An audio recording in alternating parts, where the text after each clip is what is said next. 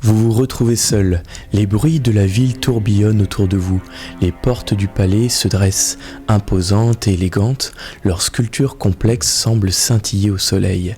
L'air est lourd d'anticipation, votre cœur bat la chamade.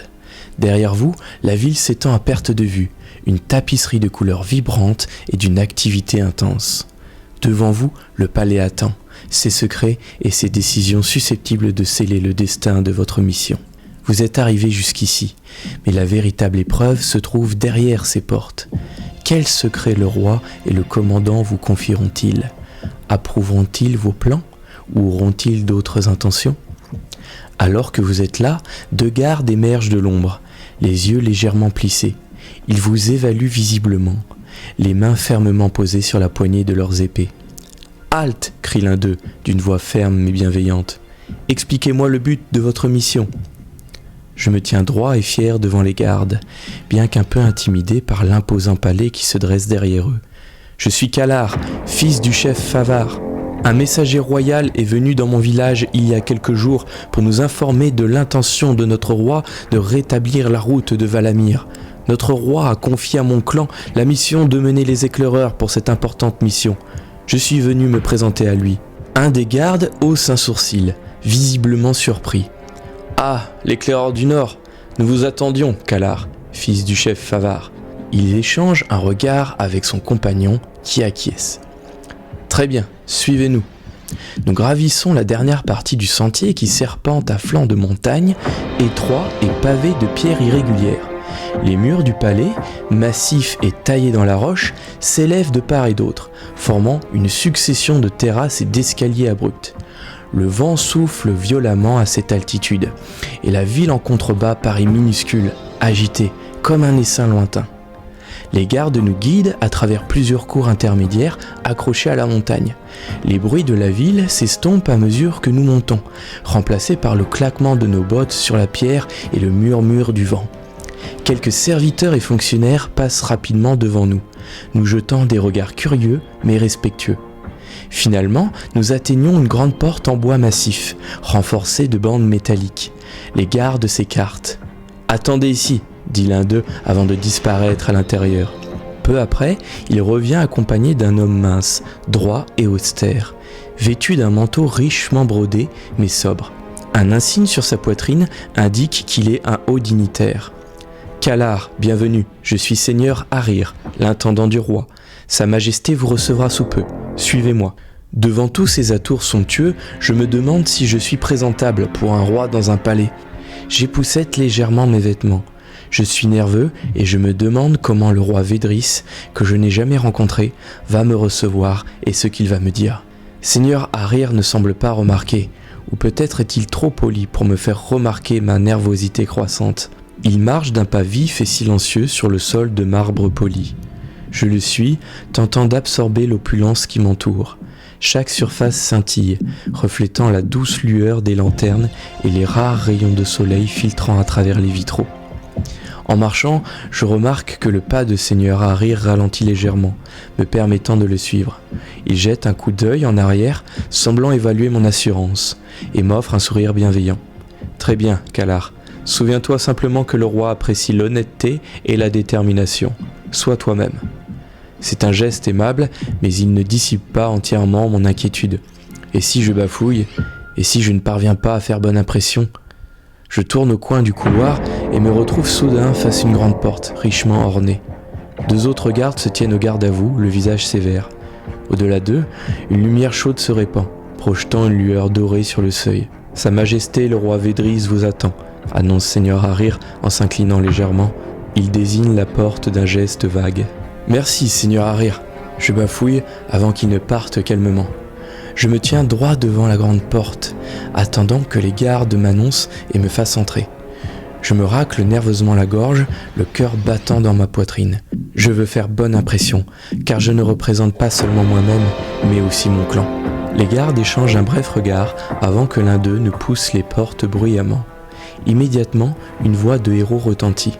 « Nous annonçons l'arrivée de Kalar, fils du chef Favar, du village de Dagar. Lorsque les portes s'ouvrent, la salle se révèle. Une explosion éblouissante de couleurs s'étale devant moi. Les colonnes peintes s'élèvent en spirale, leurs pigments éclatants. Les murs couverts de motifs géométriques et de grandes tapisseries représentant des paysages de montagnes, de rivières et de batailles anciennes. La pierre sous mes pieds est polie, incrustée de carreaux colorés formant des dessins complexes. Des brûle-parfums diffusent des résines odorantes, emplissant l'air de chaleur et d'un subtil parfum d'épices. Les ombres dansent sur les fresques, donnant vie aux créatures et aux personnages qui y sont représentés. Au centre de cette salle vibrante siège le roi Védris II. Un homme dans la fleur de l'âge, mais vif d'esprit. Il est assis, détendu sur son siège surélevé, comme s'il régnait sur chaque souffle de la pièce. Ses yeux noirs me scrutent avec l'amusement distant de quelqu'un qui calcule constamment. Un léger sourire flotte sur ses lèvres, plus moqueur que bienveillant. Ses vêtements richement tissés affichent des rouges profonds et de l'or, mais de coupe pratique. Tout en lui suggère un souverain qui privilégie l'avantage à la cérémonie. À sa gauche se tient le commandant Riclir, grand, imposant et concentré, dans une armure laquée à l'éclat parfait qui complète l'esthétique de la salle. Son regard dur et vigilant semble m'évaluer avec précision. Je m'avance vers le roi, qui se penche légèrement en avant, les coudes reposant sur les accoudoirs sculptés, la lumière colorée dansant sur son visage. Le roi soupire, visiblement las de recevoir un autre visiteur inattendu. « Ah, un autre éclaireur, dit-il avec condescendance, me fixant d'un regard blasé. Vous avez trouvé votre chemin jusqu'à la capitale, c'est déjà ça. Je m'incline, toujours nerveux, les poings pressés contre mes tempes, un geste de déférence envers un souverain, comme le veut la coutume Bouldam, avant de me présenter solennellement. Je suis Kalar, fils du chef Favar. Nous avons reçu votre message concernant la grande mission que vous avez lancée pour restaurer la route de Valamir. Mon clan de Dagar accepte avec honneur le rôle d'éclaireur. J'ai rassemblé les meilleurs cavaliers de ma région. Nous sommes 60, expérimentés et vaillants. Je suis prêt à recevoir vos ordres, mon roi. Le sourire de Védris s'approfondit, clairement peu impressionné. Il tambourine des doigts sur l'accoudoir, ses yeux laissant transparaître quelque chose de proche de la déception. Riclir bouge à ses côtés, le visage impassible. Eh bien, tant d'enthousiasme. C'est rafraîchissant, je suppose.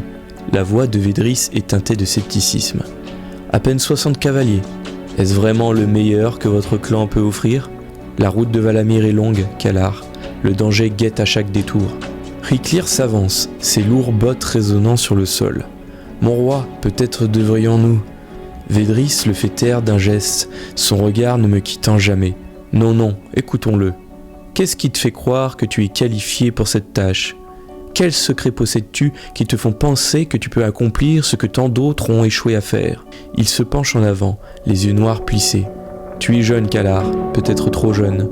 Abasourdi par sa dureté, j'ouvre la bouche, mais aucun son ne sort, avant de déglutir et de reprendre mon calme avec un ton plus affirmé. Mon roi, je suis jeune, mais j'ai déjà 10 ans d'expérience dans les raids contre les Arush.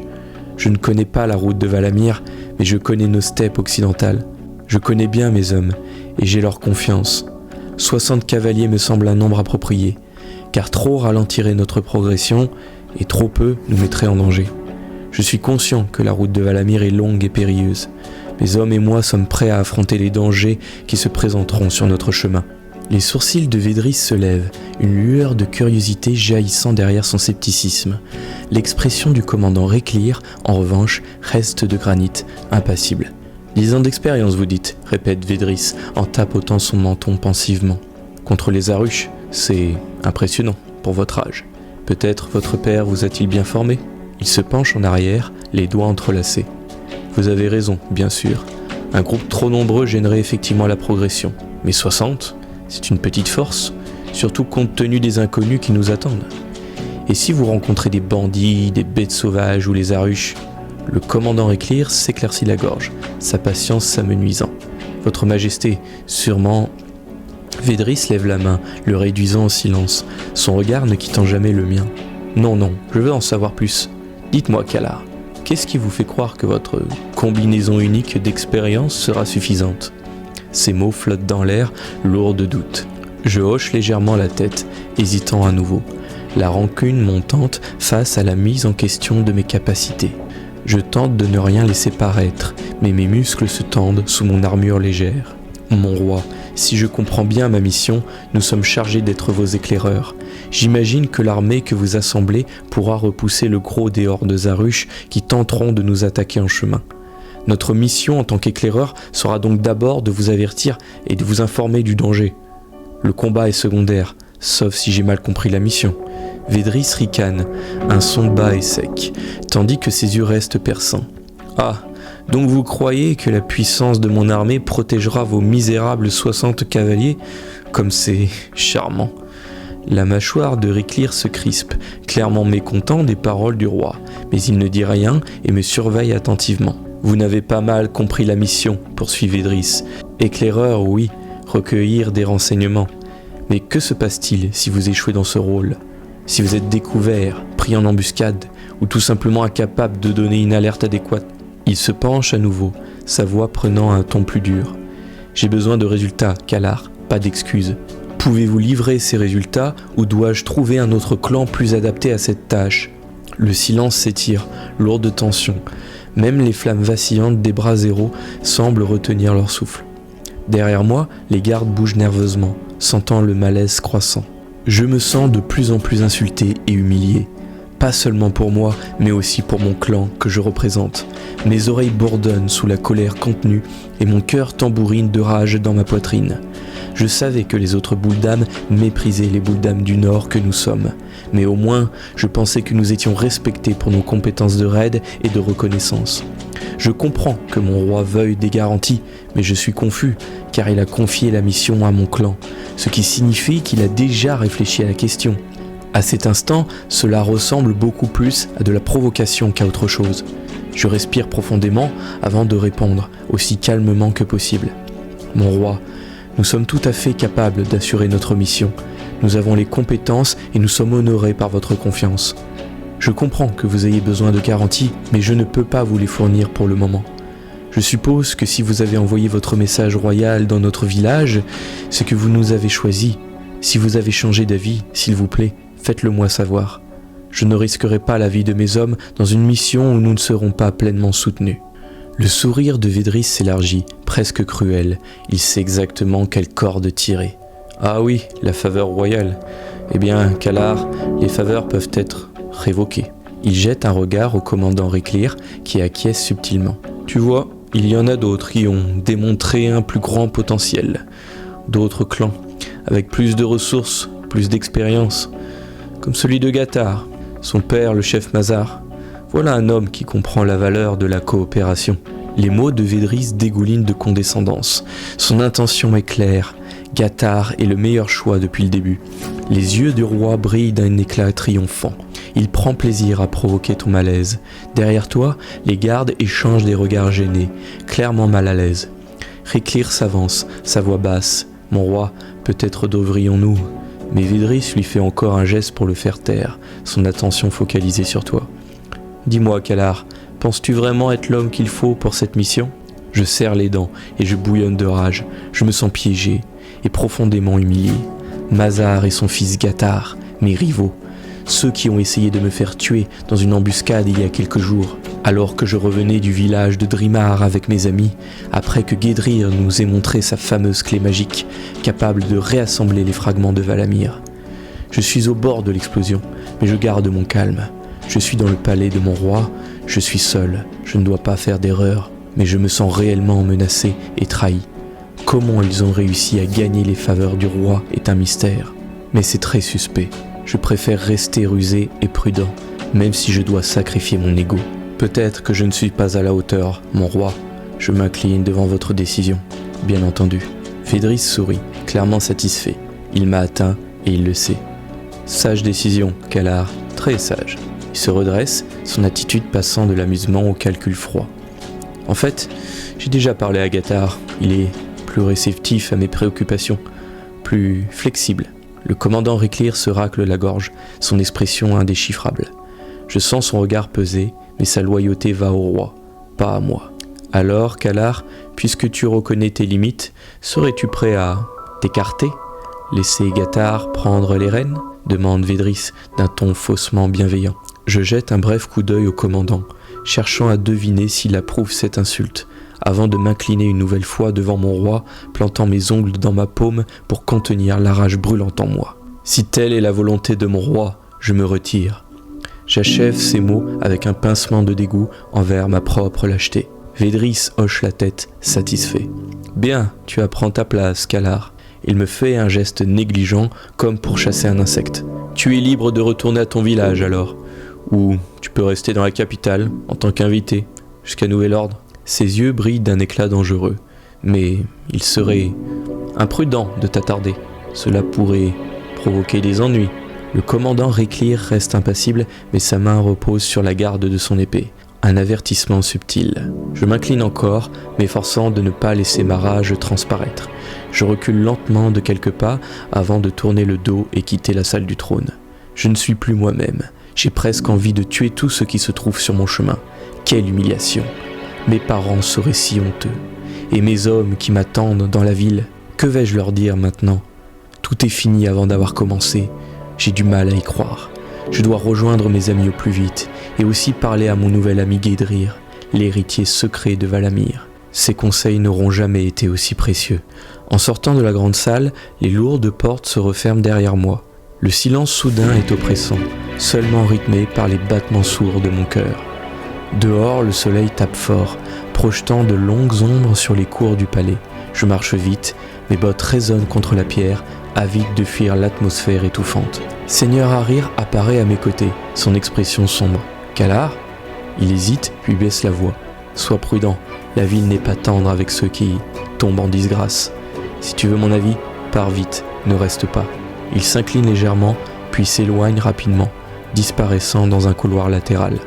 Je reste seul, entouré de l'architecture imposante, écrasé par le poids de mon échec. Les paroles de Guédrir, partagées lors de notre visite à Drimar, résonnent dans mon esprit. Le chemin de Valamir n'est pas seulement une route à restaurer, Kalar, c'est un chemin de secret.